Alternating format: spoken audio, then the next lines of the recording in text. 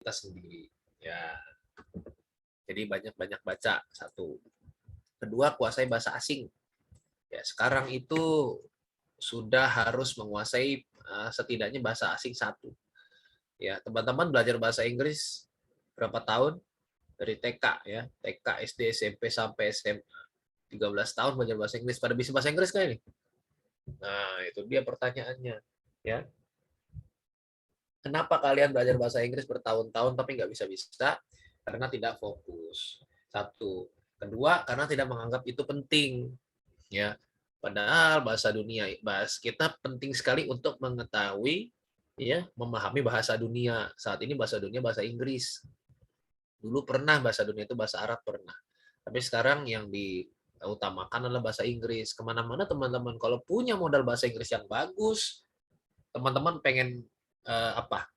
Pengen go internasional, pengen jadi artis bisa, pengen jadi YouTuber bisa, pengen jadi diplomat bisa, pengen jadi pejabat publik bisa, pengen jalan-jalan, pengen jadi traveler ke luar negeri, ya, dengan mudah itu bisa.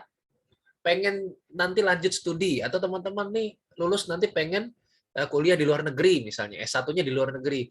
Bisa, asal bisa bahasa Inggris. Ya, saya pengen S1-nya di luar negeri, Ustadz, pengennya di Korea tapi saya belum bisa bahasa Korea. Kalau bisa bahasa Inggris insya Allah tetap bisa. Nah, terus kemudian juga apalagi lanjut studi nanti S2, S3. Kalau bahasa Inggrisnya bagus, insya Allah bisa. Meskipun kita tuh nggak pinter-pinter amat ya. Ya kita sadar lah ya. Kadang-kadang kita kan ya matematika pas-pasan gitu ya, misalnya kayak gitu. Tapi kalau teman-teman bisa bahasa Inggris, insya Allah sangat membantu. Teman-teman pengen kerja di luar negeri atau pengen kuliah di luar negeri, bisa. Ya, pengen jalan-jalan, bisa. Tapi kalau nggak bisa bahasa Inggris, sulit teman-teman sekalian. Ya, nanti kita kesulitan karena bahasa dunia ini bahasa Inggris. Ya, kita ke negara Asia Tenggara yang lain aja kita modal bahasa Inggris pun bisa hidup misalnya. Ke Thailand misalnya. Nggak bisa kan itu bahasa Thailand, ya. Kan kalau bahasa Thailand pam pam pam gitu kan. Itu eh, bingung kan kita belajar bahasa Thailand. Tapi kalau kita bisa bahasa Inggris, insya Allah itu bisa membantu ketika kita berada di Thailand, di Korea juga tadi.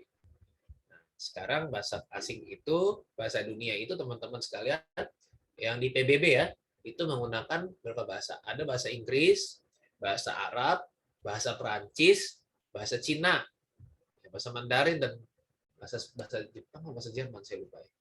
Nah, bahasa-bahasa itu boleh tuh dipelajari salah satu. Itu sangat membantu.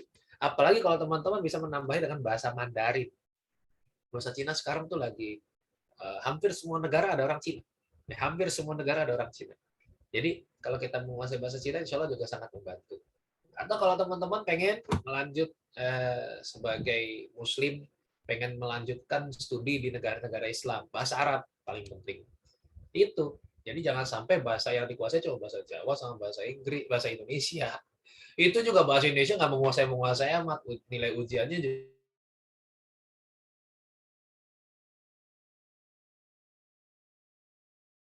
juga nggak sampai 90 bahasa Indonesia. Ya terus bahasa apa bisa? Bahasa hati ya. Ya, apalagi bahasa hati yang tersakiti. Ya, sayang gitu. Waktu kita habis cuma buat pelajari hal yang tidak penting. Nah, kemudian harus menjadi orang yang open minded, teman-teman sekalian. Terbuka pikirannya. Open minded itu apa sih? Open minded itu tidak langsung menyimpulkan sesuatu itu baik ya tanpa diteliti, dan tidak langsung menyimpulkan sesuatu itu buruk tanpa kita teliti. Jadi kalau ada sesuatu mentang-mentang dari Amerika datangnya langsung kita bilang benar. Mentang-mentang itu bahasanya bahasa Arab langsung kita bilang wah ini benar Islami, enggak. Ya, belum tentu, harus kita teliti betul itu. Dan juga sebaliknya, kalau ada sesuatu yang datangnya dari orang yang tidak kita sukai, itu tidak boleh kita langsung menolaknya karena kita nggak suka sama orang itu. Wah, kalau dia yang ngomong pasti salah. Nggak boleh, ya. Tetap kita harus juga telaah. Harus kita lihat betul-betul apakah itu benar atau salah. Ya, jadi jangan karena kebencian lalu kita nggak mau terima masukan dari atau kebenaran dari orang yang tidak kita sukai. Nah, kemudian memiliki berbagai skill, teman-teman sekalian. Jadi selama SMA ini teman-teman bisa mengupgrade diri teman-teman sekalian, apalagi sudah mulai ada wacana untuk pembelajaran tatap muka. Berarti teman-teman sudah bisa lebih baik, lebih apa namanya, lebih aktif untuk mengupgrade skill teman-teman sekalian. Ada beberapa skill yang sangat berguna buat teman-teman menyongsong masa depan. Satu, kreativitas. Kreativitas itu apa sih? Kreativitas itu mampu untuk menemukan alternatif ya dibanding pilihan-pilihan yang sudah ada. Misal gini, pembelajaran daring ini membosankan.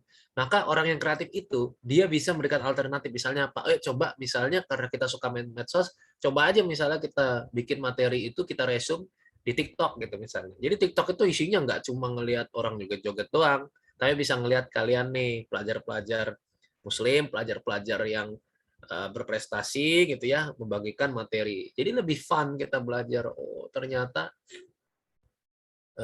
bagian-bagian dari bunga adalah begini di share lewat TikTok, kan luar biasa.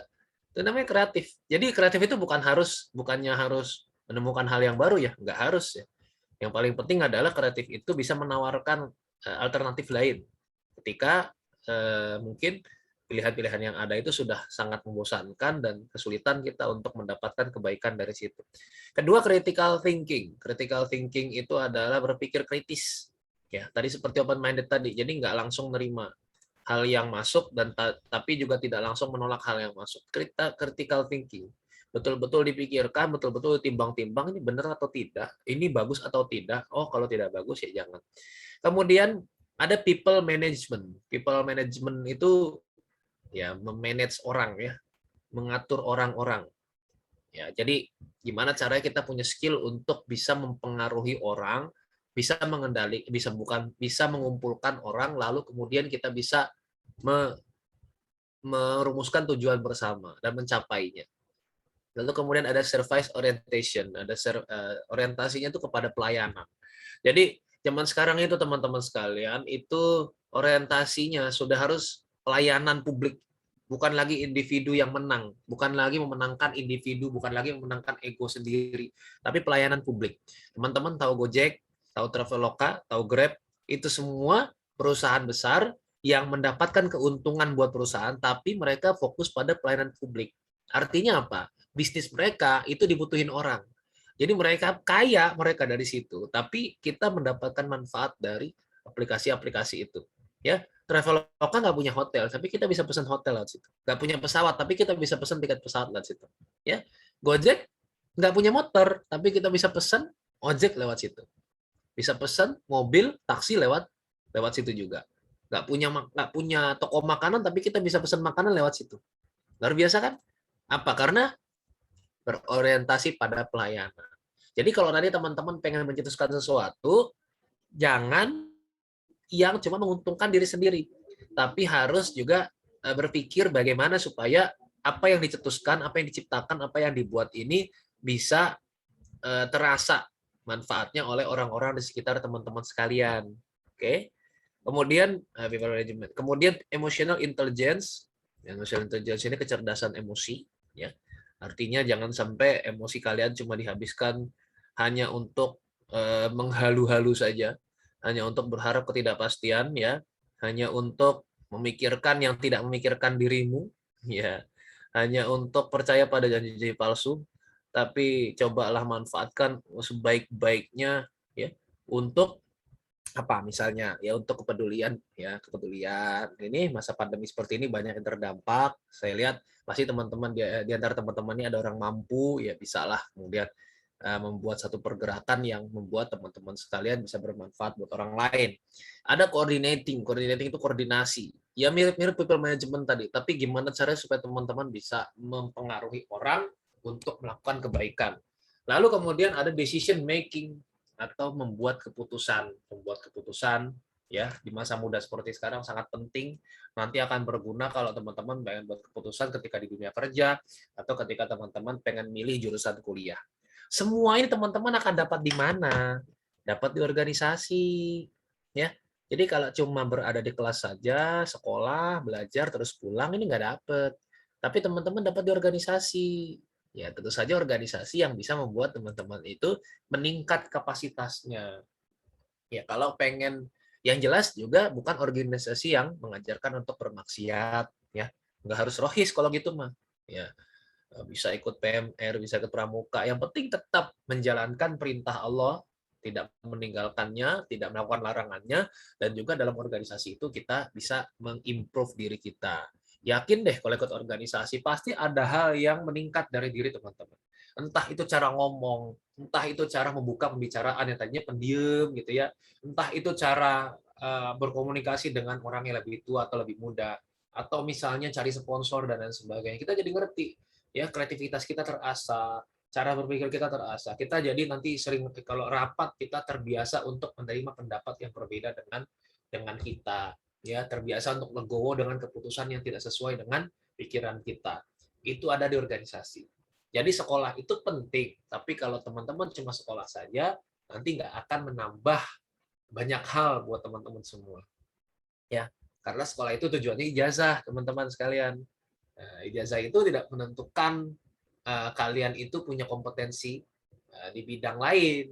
Ya, ijazah itu hanya menunjukkan bahwa teman-teman itu sudah menempuh pendidikan di sekolah, ya. Tapi tidak menunjukkan bahwa teman-teman punya skill. Nah, skill itu semua nanti bisa teman-teman asah di organisasi. Jangan lupa untuk bergabung dalam organisasi.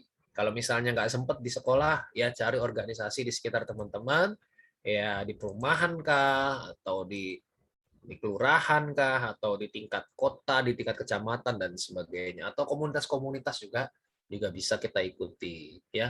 Komunitas remaja masjid misalnya, ini yang sering undang saya pengajian di Karanganyar ya, kayak Posremka ya, Forum Silaturahmi Remaja Masjid Karanganyar, atau apapun lah, ya.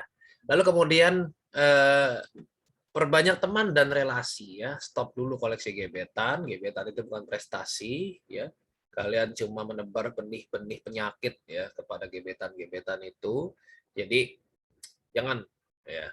Jadi kita harus perbanyak kawan agar mendapat banyak relasi. Ya, relasi itu modal yang sangat berharga teman-teman sekarang.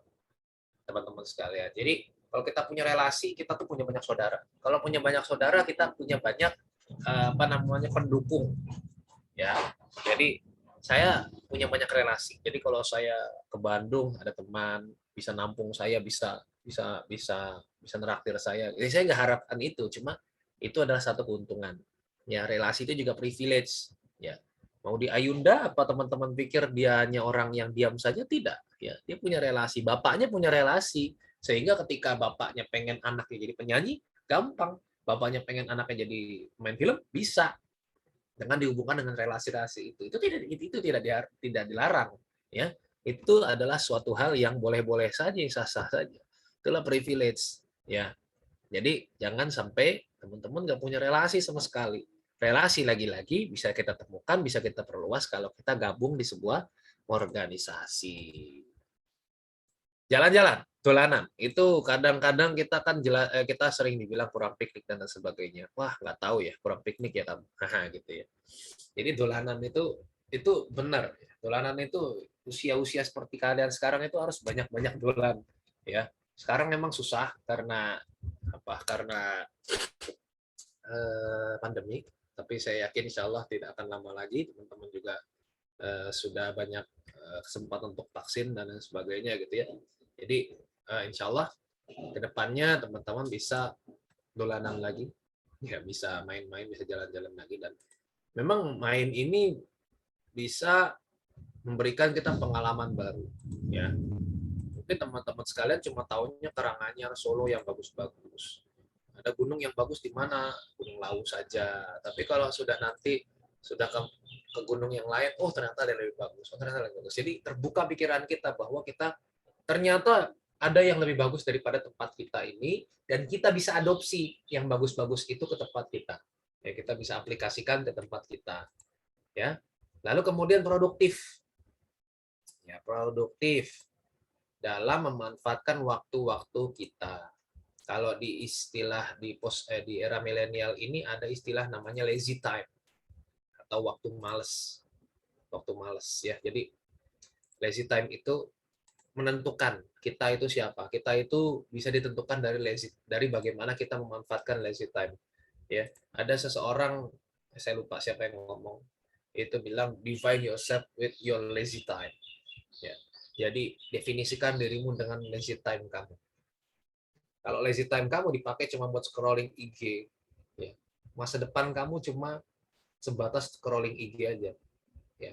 Kalau lazy time kamu digunakan untuk bermanfaat bagi orang lain, berarti masa depan kamu adalah itu. Kamu akan menjadi manusia yang bermanfaat bagi orang lain.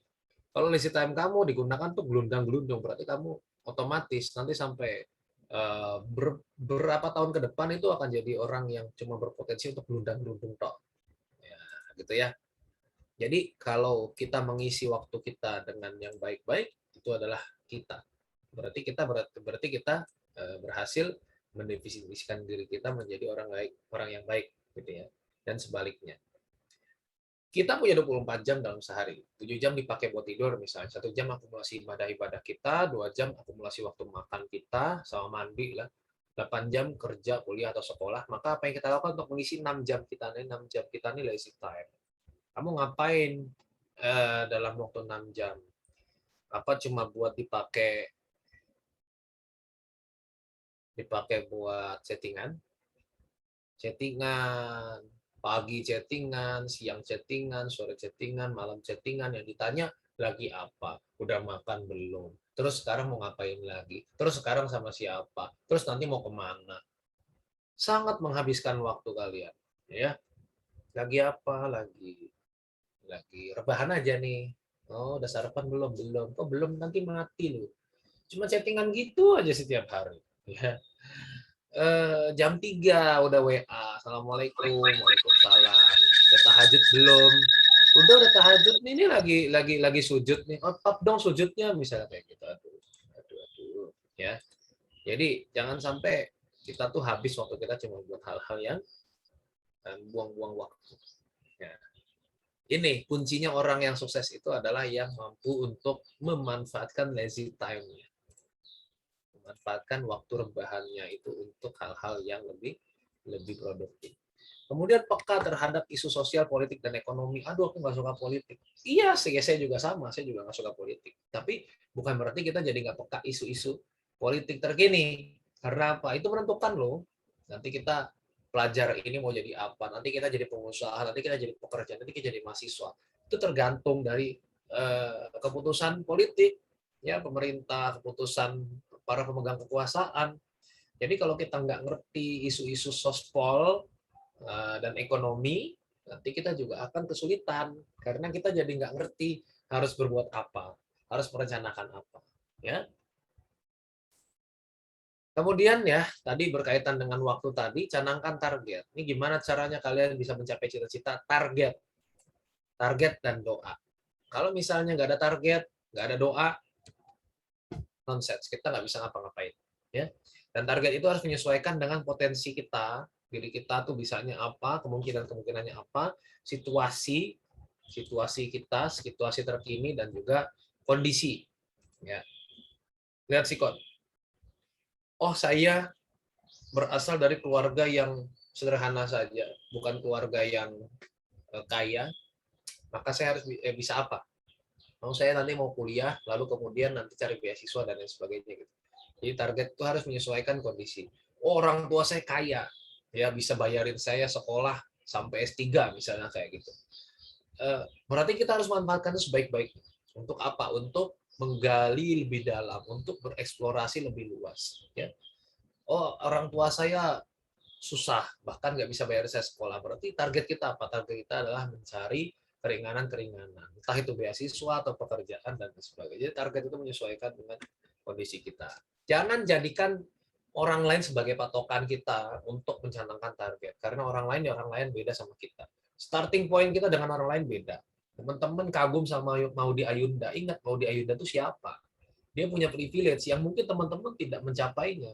Ya, starting point ibaratkan dia tuh mau menempuh 1 kilometer, tapi dia startnya di 500 meter. Berarti apa? Dia tinggal jalan 500 meter lagi untuk mencapai cita-cita dia. Tapi teman-teman sekalian, 1 kilometer, teman-teman startnya dari 0 kilometer, dari 0 meter. Berarti teman-teman harus berjalan selama 1 kilometer untuk mencapai cita-cita yang sama seperti Maudy Ayunda gitu. Gitu ya. Jadi starting point itu beda. Boleh jadikan orang lain sebagai motivasi, tapi patokan bahwa dia adalah kesuksesan kalau kita nggak seperti dia berarti nggak sukses, ini salah. Karena setiap orang punya titik start yang beda-beda. Lalu rencanakan ya, plan. Kita harus merencanakan meskipun ya segala sesuatunya keputusan Allah, tapi tetap kita harus punya rencana. Jangan dibiarkan mengalir begitu saja. Ya, meskipun karena air itu mengalirnya hanya ke tempat yang lebih rendah.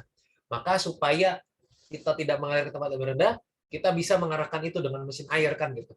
Ya, kita bikin mesin airnya supaya hidup kita itu bisa terarah seperti yang kita inginkan. Itu seperti yang tadi saya sebutkan. Cara mengarahkannya, cara bikin mesin airnya seperti tadi saya sebutkan, ada skill-skill yang teman-teman harus miliki, minimal salah satunya. Nah, ini teman-teman, ini definisi sukses menurut Islam. Yang pertama, sukses itu pastinya beriman kepada Allah. Dia yakin kepada Allah, Allah satu-satunya Tuhan yang patut disembah, satu-satunya tempat pertolongan, satu-satunya yang tidak pernah mengingkari janji, ya, tidak seperti gebetan-gebetanmu, ya. Terus kemudian juga yakin bahwa segala sesuatu itu sudah Allah gariskan, ya. Al-Qur'an itu sebagai pedoman kita, ya, sholat itu sebagai penjaga diri kita, tilawah kita, wudhu kita. Kemudian sungguh-sungguh, ya, segala sesuatu harus dijalankan dengan sungguh-sungguh, tidak bercanda, tidak lede-lede, ya, tidak leyeh-leyeh, ya. Jadi sungguh-sungguh betul-betul kita kerjakan, ya, kita niatkan, ya, untuk mencapai keberhasilan itu. Lalu etos kerjanya harus baik. Etos kerja yang baik itu kalau dikasih kerjaan ya diselesaikan, jangan dilalaikan, ya. Harus betul-betul dikerjakan, dimaksimalkan waktunya untuk mengerjakan amanah tersebut, tugas tersebut. Filantropi, dermawan, ya, suka memberi, suka membantu orang yang kesulitan, ya, tidak pelit, tidak menyia-nyiakan hartanya untuk hal-hal yang tidak perlu, ya, beli voucher game, push rank, mabar sampai bego gitu misalnya. Jangan, ya, nonton drakor 20 episode satu hari. Ini nonton drakor apa terawih 20 rakaat. Ya. Jadi digunakan betul-betul, waktunya digunakan untuk yang baik-baik. Bukan, saya nggak bilang drakor itu jelek, enggak. Ya, saya akui drakor itu menyenangkan ya kalau kita tonton buat yang senang. Saya juga akui main game online juga menyenangkan buat yang senang gitu. Tapi janganlah kemudian hiburan itu mengambil porsi terbanyak dalam kehidupan kita. Jadikanlah hiburan itu sebagai hiburan ya teman-teman sekalian. Drakor cuma hiburan, jangan jadi utama. Apalagi sampai halu, kamu mau nikah sama Han Ji Pyong, kamu mau nikah sama Jungkook, kamu mau nikah sama Min Yoongi karena sering nonton BTS. Itu nonsens gitu loh. Ya, kamu ketemu Pak Jokowi aja belum tentu mau ketemu sama sama sama apa namanya sama artis Korea ini gimana gitu loh, ya. Ini yang bikin anak-anak muda ini nggak maju-maju, halunya terlalu jauh, apalagi sampai bikin tablet status. Aku rela jual ginjal supaya bisa bertemu dengan, nah untuk balik ya nggak usah lah gitu ya. Jadi yang suka anim juga ya, yang wibu keterlaluan, akhirnya nggak mau nikah sama manusia, maunya nikah sama kartun. Ada kayak gitu ya, teman saya tuh sampai kelainan kayak gitu. Susah ngobatinnya. Apa sih? Karena kita menjadikan hiburan sebagai konsumsi utama. Hiburan ya hiburan aja. Kita nikmati 1 jam, 2 jam cukup. Batasi. Besok lagi. Ya, sama kayak kita ngemil nih. Kalau kita lagi ngemil, bagus nggak kalau kita misalnya ngemil citato, kita makan sehari 3 kali, bagus nggak? Nggak bagus, ya. Jadi cemilan kayak hiburan, ya hiburan tuh kayak cemilan. Kita selingan aja, ya. Makanan pokok kita apa sih? Nasi. Nasi 3 kali sehari. 4 sehat dengan gizi seimbang, dengan gizi seimbang. Selingannya apa? Ada buah, ya, ada cemilan. Nah itu nggak bisa terus-terusan, sama. Kalau misal terus-terusan, nanti akan menjadi buruk bagi kesehatan kita. Sama kayak hiburan. Nah, kalau teman-teman menjadikan hiburan sebagai konsumsi utama, rusak pasti. Belajar nggak masuk. Nah, rumus matematika lupa. Ngafalin pelajaran nggak bisa. Karena apa? Sudah terisi dengan hiburan-hiburan. Akhirnya nggak ada lagi porsi buat hal-hal penting dalam otak kalian. Ya, gitu ya. Eh, ini seperti di surat Al-Mu'minun ayat ke-1 sampai dengan 11. Nah, teman-teman sekalian, nanti kalau ada yang mau ditanyakan silakan, akan dipandu oleh moderator mungkin. Jadi kalau misalnya tidak tidak tidak sempat bertanya di forum ini, teman-teman bisa tanyakan langsung ya via DM di Instagram terutama. Insya Allah saya cukup aktif di sana. Ya, yang belum follow follow aja sekarang ya. Tapi kalau minta fallback nanti saya akan selektif ya. Saya akan enggak, ya follow silakan, enggak ya udahlah ya. Ya kalau misalnya mau tanya-tanya, dan saya sering membagikan konten-konten di sana yang insya Allah relate dengan kondisi-kondisi kekinian. Ya, sekian dari saya. Nanti silakan moderator dipandu kalau misalnya tanya jawab. Kalau tidak ada ya alhamdulillah. Syukron, terima kasih untuk Ustadz Zaki atas materinya. Masya Allah, sangat banyak sekali. Iya, iya, iya, iya. Terima kasih pada Ustadz Zaki atas materi yang diberikan. Ini bisa dibuka untuk sesi tanya jawab untuk teman-teman semuanya yang sekiranya ada pertanyaan atau mungkin ada yang sedang digalaukan, bisa saja langsung ditanyakan. Mumpung ini ada Ustadznya di sini, bisa langsung mendapat jawabannya. Aku mau.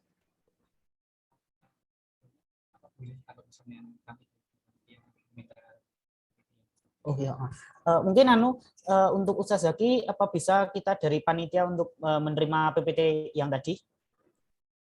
Bisa nanti lewat ini ya, lewat Lewat Mas asisten. Nando juga. Ya, Lewat Mas Nando juga bisa. tadi kan apa namanya, lewat CP saya ya, lewat arah hubung saya nanti saya Itu. sampaikan. Itu. Mau minta tolong ya.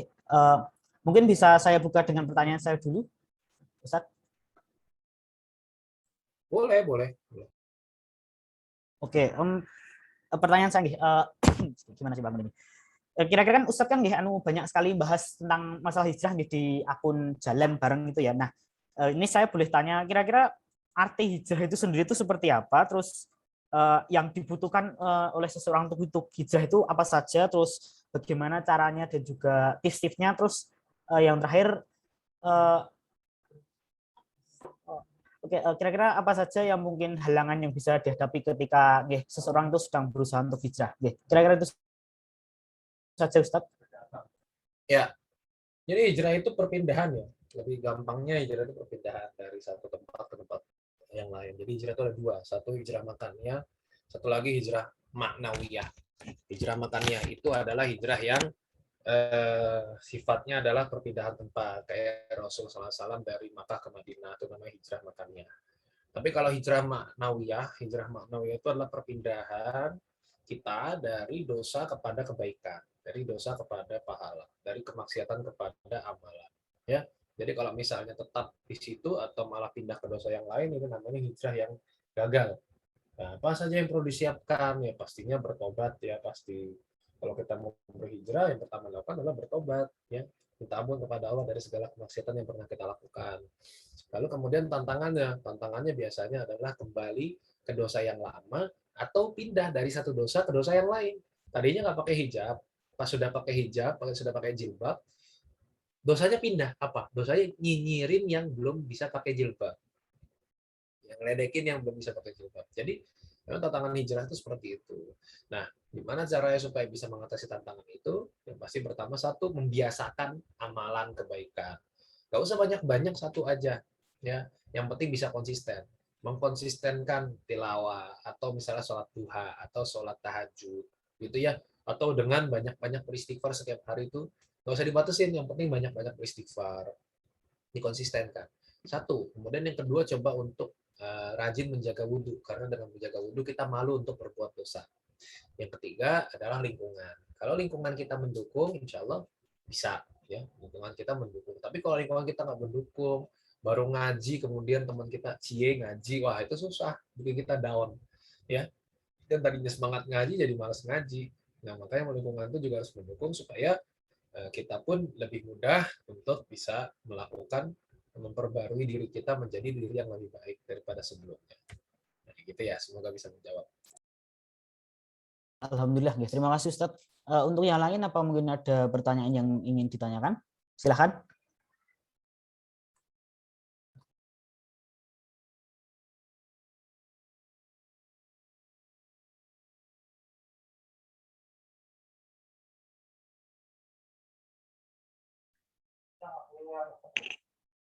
Mungkin bagi yang mau bertanya, karena tadi yang saya tulis di kolom chat itu salah satunya aktif, yaitu aktif bertanya. Jadi silakan bagi yang mau chat.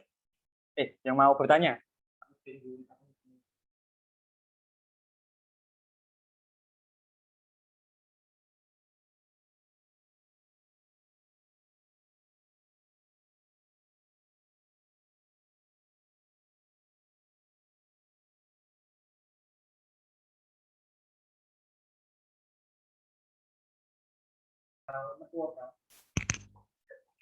Kalau misalnya malu untuk on cam atau on mic bisa lewat kolom chat ya.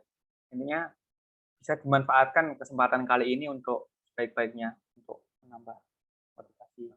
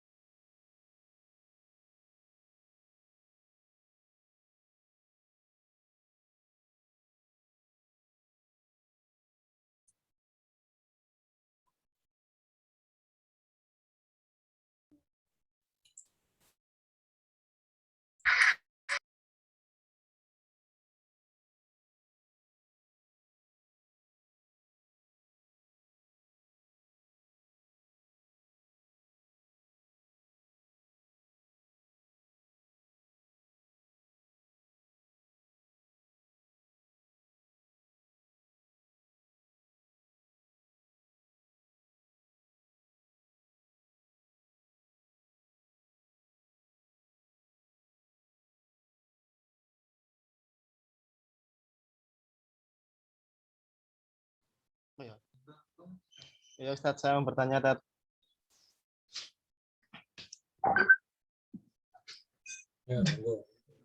Ya, baik, di sini saya mau bertanya.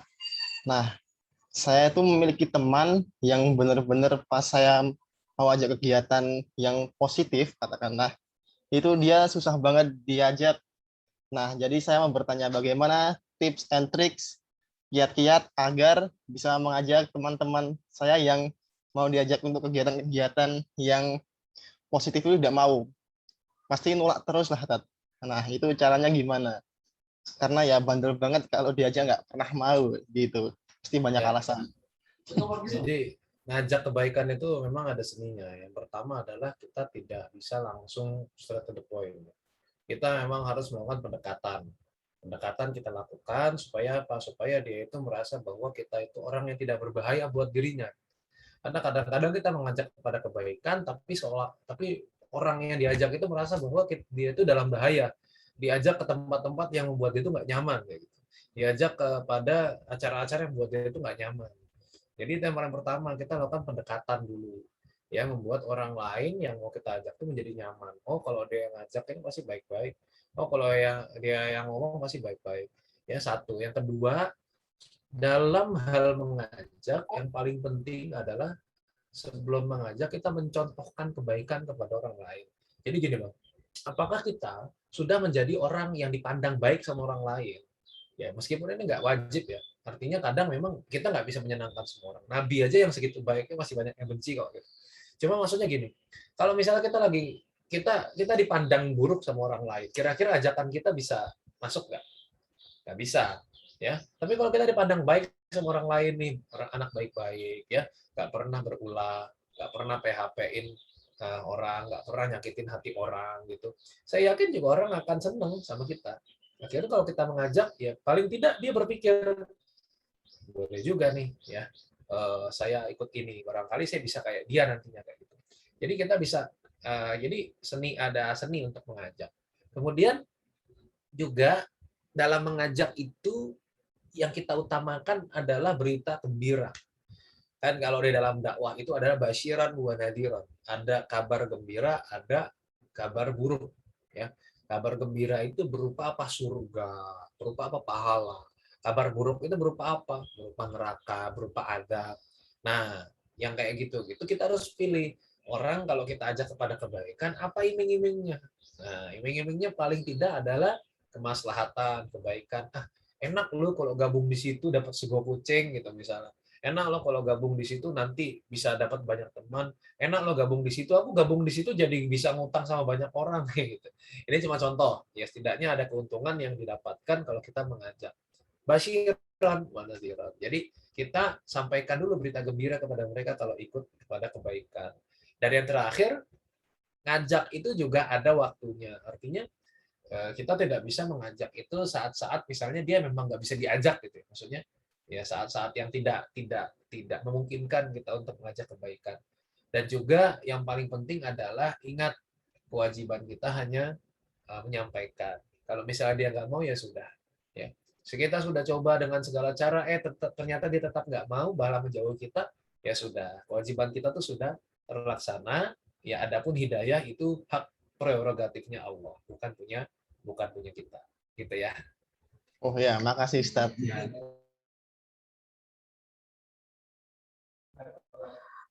Ini Ustadznya ada satu yang bertanya melalui chat, ini atas nama Resti 10 IPA 5. Izin bertanya Ustadz, ini sesekali kita kan pernah merasa malas untuk beribadah. Nah, bagaimana nih tips agar kita tetap semangat untuk beribadah Ustadz?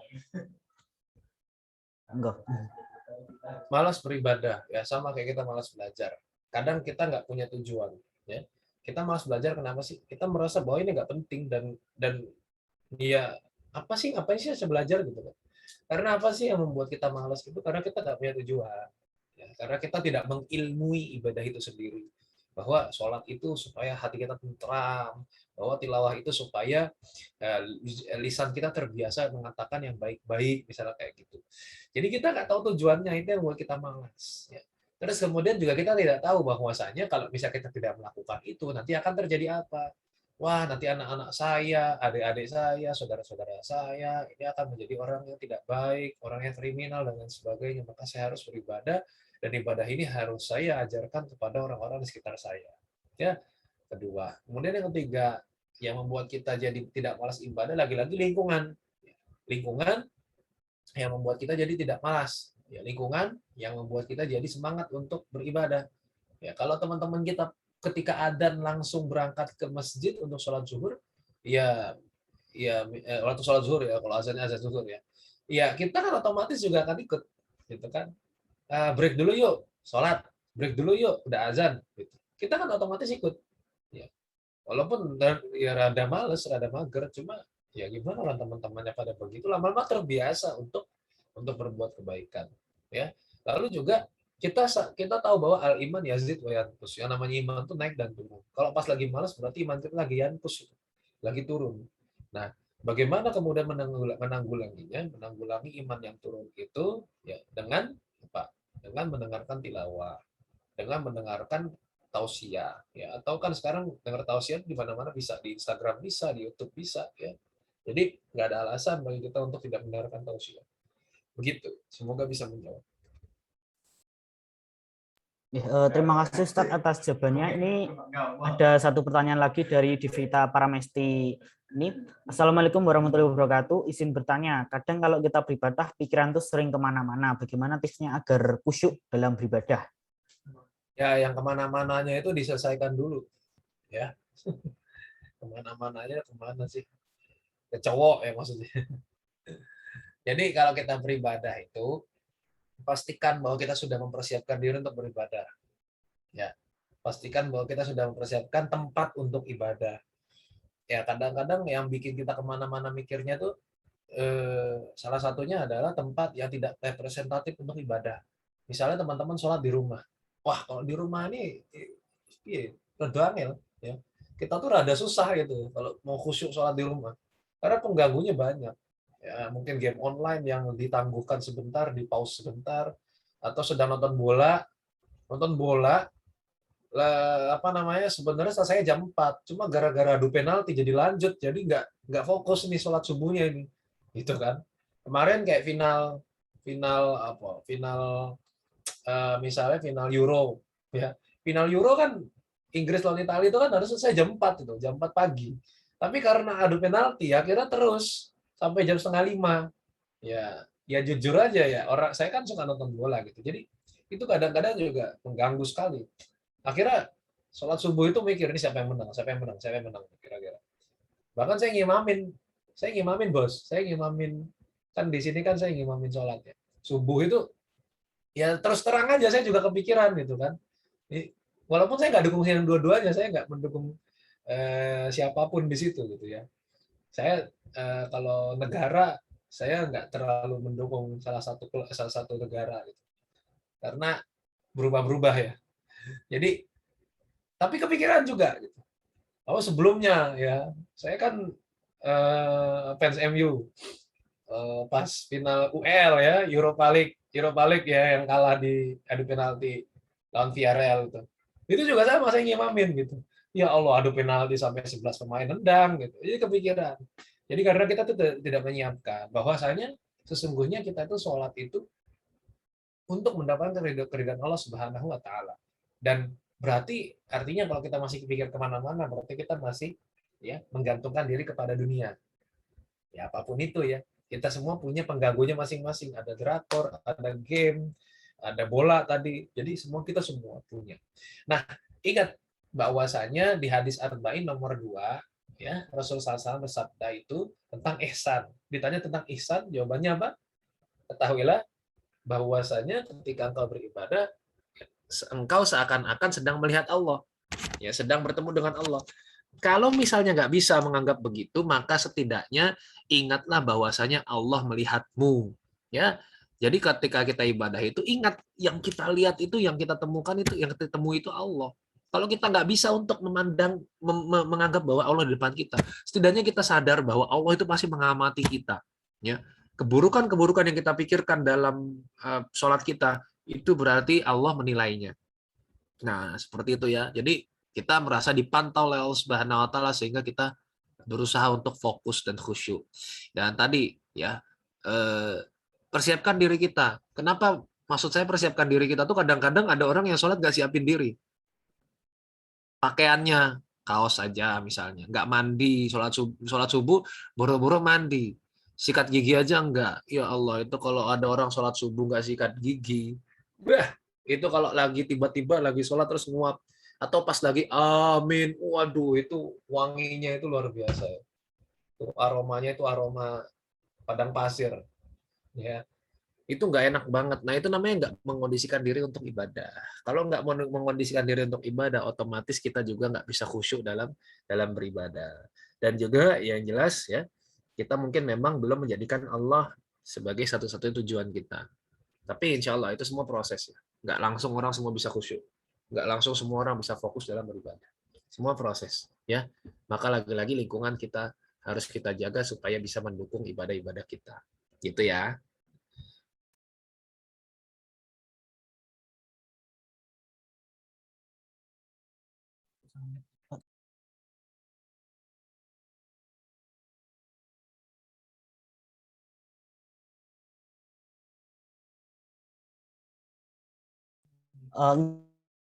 Terima kasih untuk Ustaz Zaki atas jawaban yang diberikan. Ya, mungkin untuk sesi diskusi tanya jawab itu saja, langsung bisa ditutup untuk sesi tanya jawab. Mungkin untuk rangkuman beserta PPT-nya yang sebelumnya tadi nanti bisa di-share setelah acara kajian selesai. Acara yaitu pemberian sertifikat kepada pemateri. Untuk operator bisa disiapkan share screen-nya. Aku tak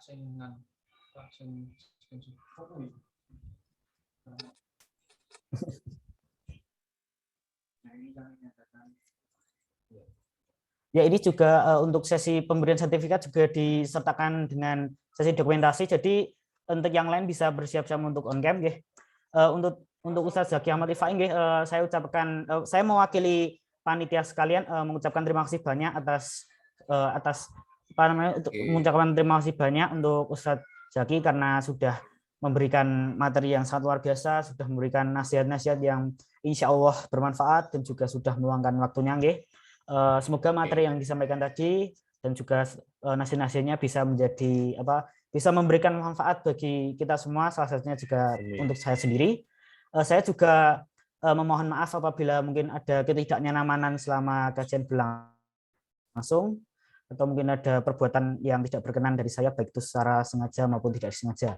Nah, maka dari itu nih sertifikat akan diserahkan pada Ustadz Zaki. Nanti bisa dikirim dari CP juga bisa. Selanjutnya untuk operator bisa untuk MC bisa dimulai untuk sesi dokumentasi.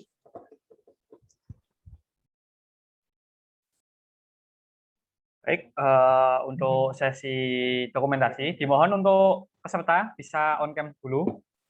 Kan kami tunggu sampai mungkin 11.15.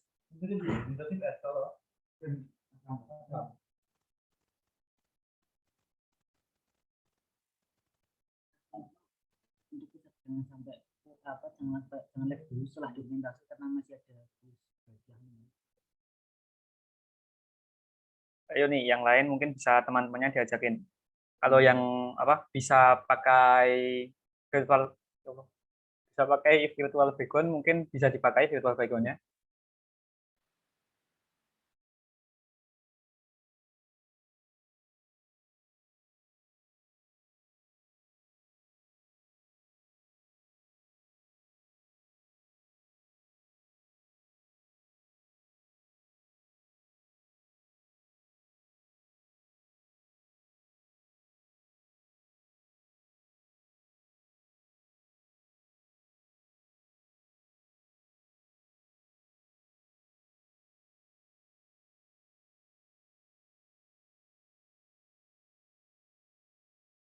Sekali lagi untuk peserta bisa on cam.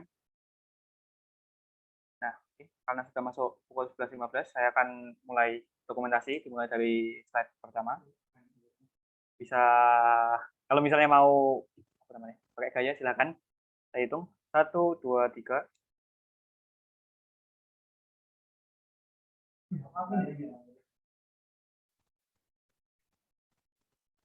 Selanjutnya slide 2. Oke, 1, 2, 3.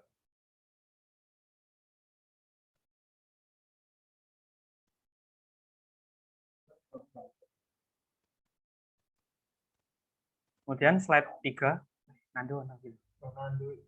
Slide 3. 1, 2, 3.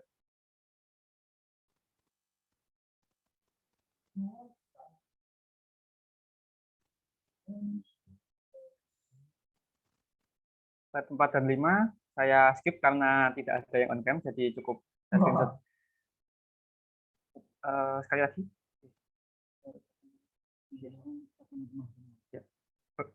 Saya cukupkan untuk sesi dokumentasi. Untuk adik-adik semuanya, dimohon jangan live dulu karena setelah ini masih ada kuis. Dan sebelumnya, saya ucapkan terima kasih sekali lagi Ustadz atas materi yang disampaikan. Semoga bermanfaat bagi kami semua dan dapat kami aplikasikan dalam kehidupan sehari-hari. Oke, ini boleh pamit ya? Jadi usir belum?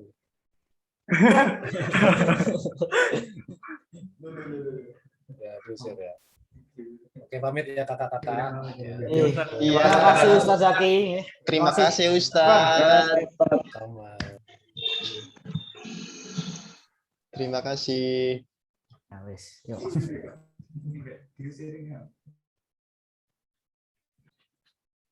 Ya untuk monggo. Untuk silakan untuk MC Mas Saudara Rafif bisa diteruskan acaranya. Oke, terima kasih Mas Anggito telah memimpin jalannya pemberian materi, sesi tanya jawab dan juga pemberian sertifikat kepada pembicara. Selanjutnya adalah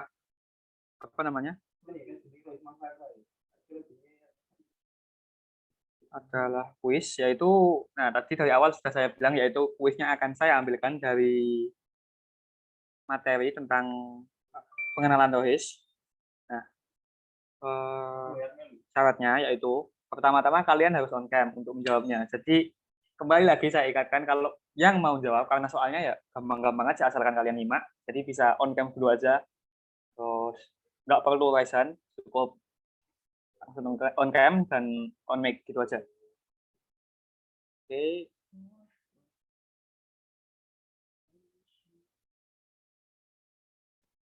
Oke, pertanyaan yang pertama. Ada berapa divisi di Rohis? Nah, bagi yang bisa, tolong sebutkan 3. Panitia nggak usah ya.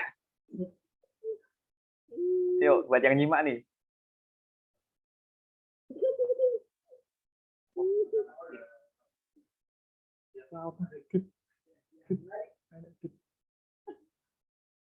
Ini nggak ada yang tahu nih masuk.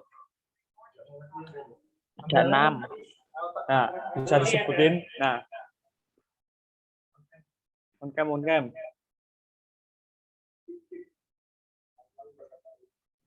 Febrian Purnama yuk, Kem. Oke. Ada kaderisasi. Oke, 1. Ya, yang kedua siar Islam dan kreatif. Sip. 1 lagi. Yang ketiga media. Oke.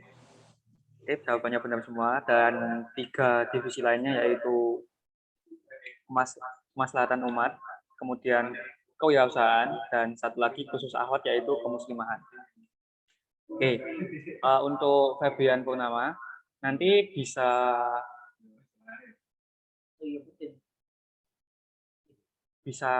mengecek CP yang ada di Jarkom kajian untuk nanti yang Ikhwan yang ke Ikhwan, yang ke Ahwat ya untuk yang Ahwat. Gitu. Oke, pertanyaan kedua. Tadi kan udah dijelasin ya proker lohis. Itu ada banyak. Nah, buat yang bisa sebutin 5 silahkan langsung on cam. Langsung on mic.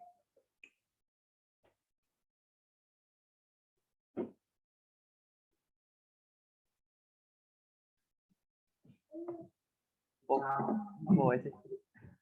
Banyak ya, Mas?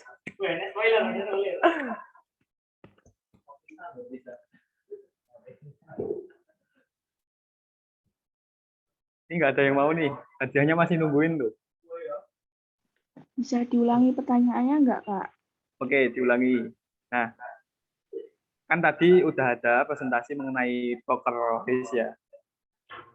Nah, tolong sebutin 5 nih untuk dapetin hadiahnya ini. 5 poker rohis.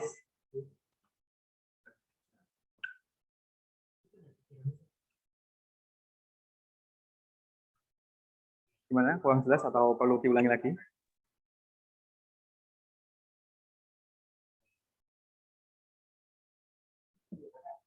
Kegiatannya rohis gitu. Apa aja tadi kan udah ada gambar-gambar yang disertai gambar-gambar tadi.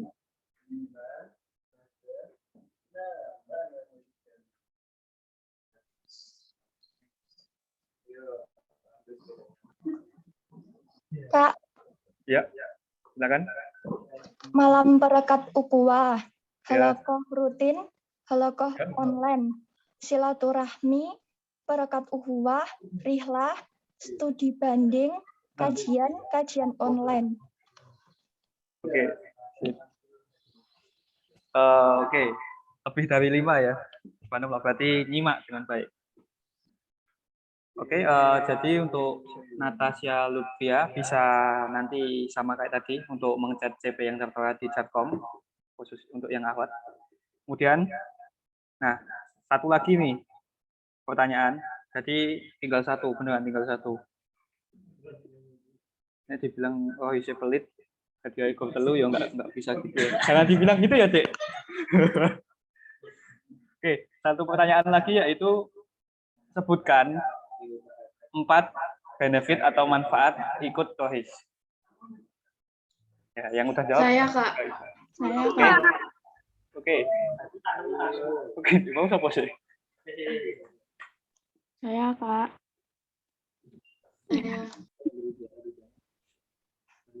Oke. Oke, yang udah di spotlight sama operator atas nama Hanifah Nuwita.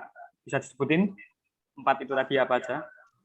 Menambah wawasan tentang Islam, meningkatkan keimanan, memiliki keluarga baru, memperbaiki kualitas diri.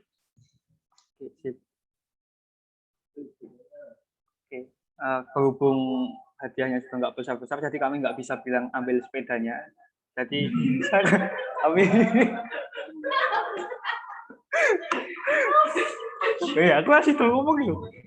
Jadi kami bisanya ngomong silahkan CP untuk ke CP personal chat ke CP yang tertera di Telkom. Oke, terima kasih. Itu tadi untuk kuis yang dari Rohis siapkan. Kemudian ini untuk, nah tadi kan saya sempat chat ya, ada satu hadiah khusus untuk yang aktif dan on cam. Ini gimana untuk dari kaderisasi?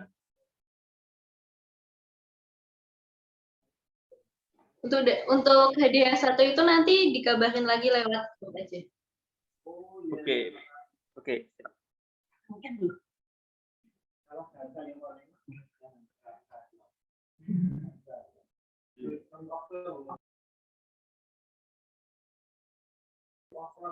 Oke, begitu untuk kuis. Selanjutnya adalah penutup. Sebelumnya kami ucapkan terima kasih kepada adik-adik semuanya yang sudah meluangkan waktu. Semoga meluangkan waktu dan juga sebenarnya wajib ya sebenarnya. Walaupun ya intinya sudah tergerak hatinya untuk mengikuti kegiatan ini, gitu. Nah, semoga yang disampaikan hari ini baik untuk Rohis, kemudian lomba dan juga materi yang disampaikan oleh Ustaz Zaki bisa diambil hikmahnya, yaitu kalau misalnya untuk ikut Rohis, misalnya salah satunya ikut Rohis, kemudian dari sekarang udah mulai nyiapin lombanya, atau yang disampaikan Ustaz tadi tips-tipsnya udah bisa diimprove ke kehidupan sehari-hari. Itu. Kemudian untuk pendaftaran Rohis itu masih membuka pendaftaran. Jadi kalau kalian kalau kalian ada yang minat, bisa mem-PC ke sama kayak tadi CP yang ada di Jalkom, gitu.